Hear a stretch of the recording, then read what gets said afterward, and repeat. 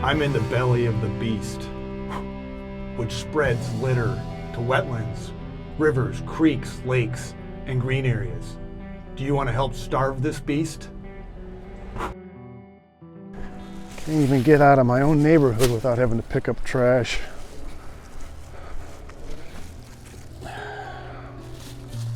Based on my experience and research, I'm going to share 10 shocking, well, actually 10 plus shocking facts about litter.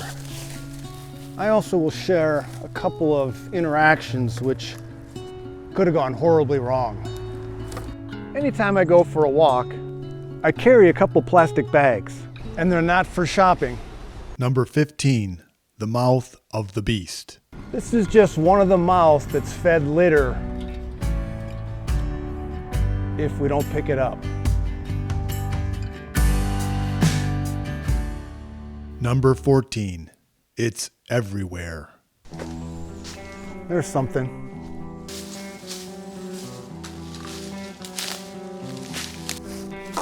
When I go off the path to pick up trash, I typically can see more.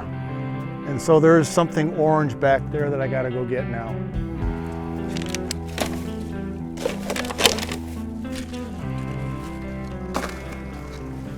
So how does an egg carton get back here? Obviously people aren't coming back here to cook eggs. This is one of the mysteries I'm gonna help explain. When I started this video, I was concerned I wouldn't find any litter. That's silly. So now I'm onto my second bag.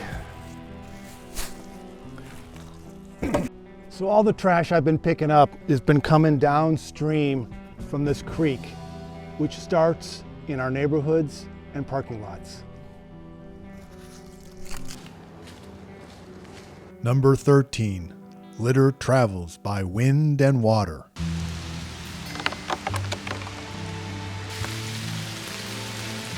This is the same little creek, it's just further upstream. And if you look over here, you can see this discharge. And this is where garbage comes from the parking lot. I'll show you in a minute. So before I could leave this underpass, I noticed some garbage in there.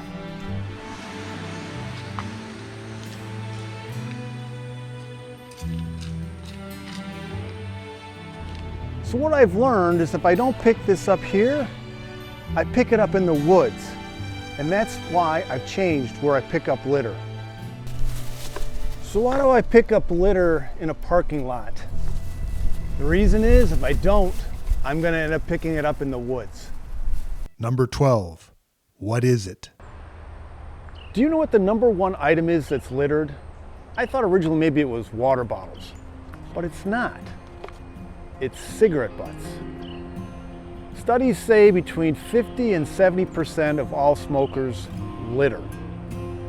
And worldwide, annually, 4.5 trillion cigarette butts are littered in the environment.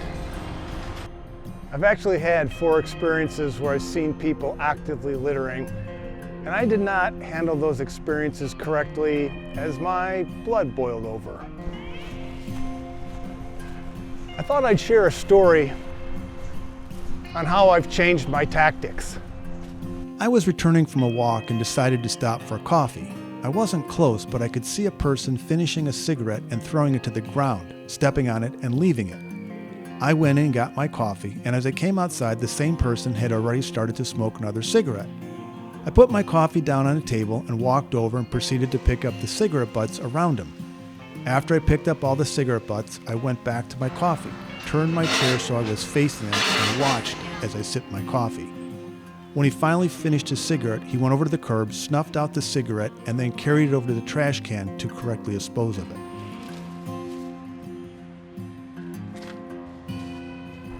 I don't mean to pick on smokers, but there's another smoker that comes in here and leaves a bunch of litter behind also. So I know quite a bit about him. He smokes Marlboros, and now I know his name. So I feel like I need to provide a disclaimer. I am not recommending in any way, shape, or form that anybody should engage with somebody that's actively littering. I did some research based on this video of the personality traits of a litterer, and I have some concerns. So if you see somebody actively littering, let them be. And if you feel so compelled after they've left the area, you can go and pick up the litter that they generated. I believe that engaging in somebody that litters is probably higher risk than we really understand. Number 11, there is always more. So I typically only take 2 plastic bags with me, but inevitably I find more to fill. So I don't like to carry the trash all the way home, so there's a couple places I stack it, and the township knows it's me and they pick it up when they're doing their rounds of picking up other litter.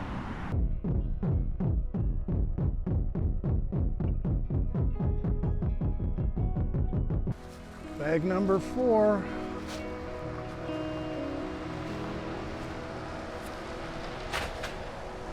Number 10, the gravity of litter. Interesting fact, litter attracts more litter, meaning that if you pick up a piece of litter and clean an area, people are less likely to litter in that area in the future. Number 9, the magical cloaking device. So I'm on one of the many paths that runs through our community, and I look over into the woods here behind a house, and it shows me the cloaking device for litter. I'm amazed at how many people think that a fence is a cloaking device for litter, and if you just throw it over the fence, it disappears. You may be saying, Jeff, nobody would think that a fence is a cloaking device. This is a relatively new fence, and I've cleaned down the other side of it before the fence was replaced, which is about 6 months ago. So let's go see what's on the other side. So I'm about maybe 50 feet in, haven't found a lot of garbage, just 1 bag's worth, and I thought, oh, that's pretty good. And then my suspicions were confirmed. Right up here, there's just a huge pile of trash that people have been throwing over the fence.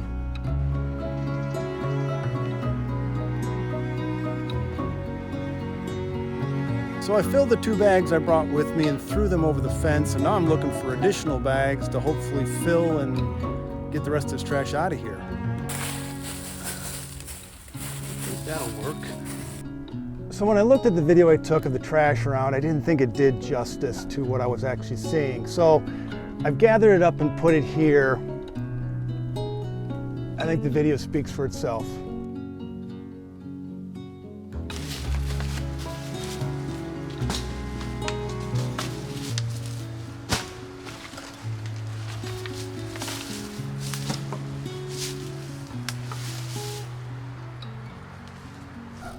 I'm the uncloaking device. Number 8, who is it? People who litter come from all walks of life, but researchers have identified a few key demographics of those people which are more likely to litter. This includes people under the age of 30, males tend to litter more than females, and smokers and consumers of fast food litter much more frequently. Number 7, a balloon release is littering. It is really important to celebrate milestones in our lives, but balloon releases are like littering, so we all need to do a better job of finding a different way to celebrate. That's a Mylar balloon back there. I can't get to it because it's way too wet. I'll try to get it when it dries out a little bit. Another balloon. I got it. Number 6, litter and mosquitoes. Litter has many dark sides to it, but in Houston we get a lot of rain and some flooding events, and that generates considerable opportunities for litter to become a breeding ground for mosquitoes. About 5% of the litter that I pick up has water in it and algae, which is a perfect breeding ground for mosquitoes. Another reason to pick up litter.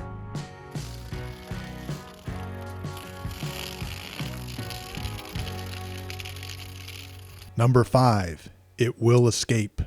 Keep America Beautiful has established that 81% of littering is done with intent. I tend to find the same things in the same place, meaning the same people are littering consistently. I suspect we've all been behind a pickup truck driving down the road and seeing stuff fly out the back of it. Does placing trash in the back of your pickup truck show intent to litter? Number 4, job security. There's about 10 miles of trails and roadways I try to keep litter free.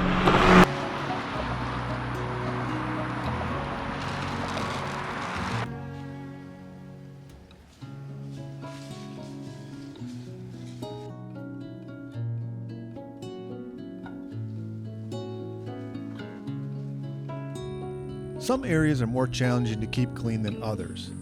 There is a floodplain wildlife enjoys, but every time it rains or floods, trash and litter float in from the storm sewers. In addition, there are some people who just don't respect the area and litter. Chicken livers. Somebody's using to fish. I know where they fish. I don't know how many of these I've picked up, but it's a lot. They just decide to throw them in the water after they're done. And of course, fish love mustard on their chicken livers.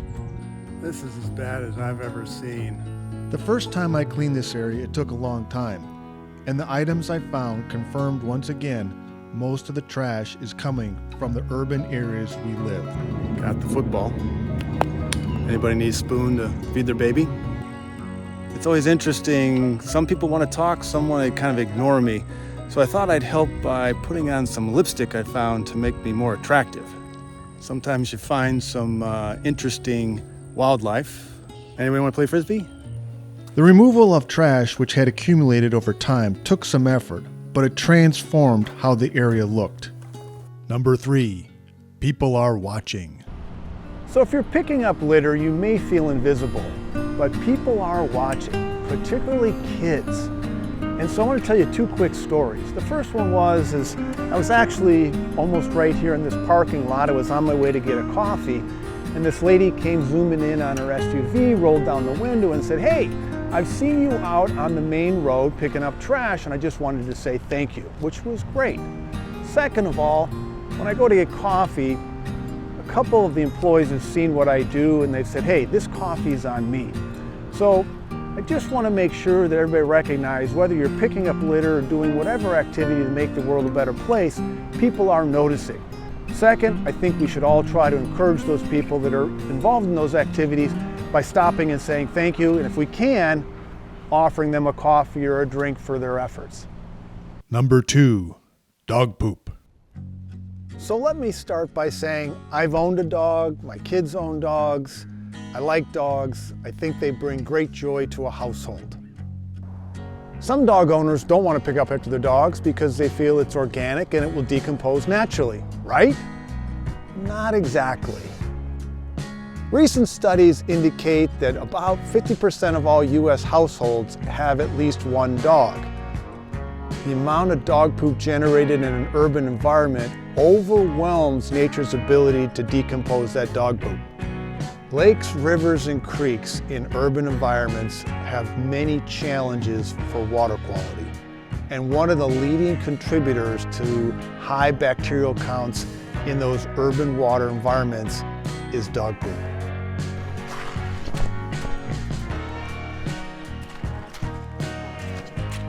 It's hard to believe,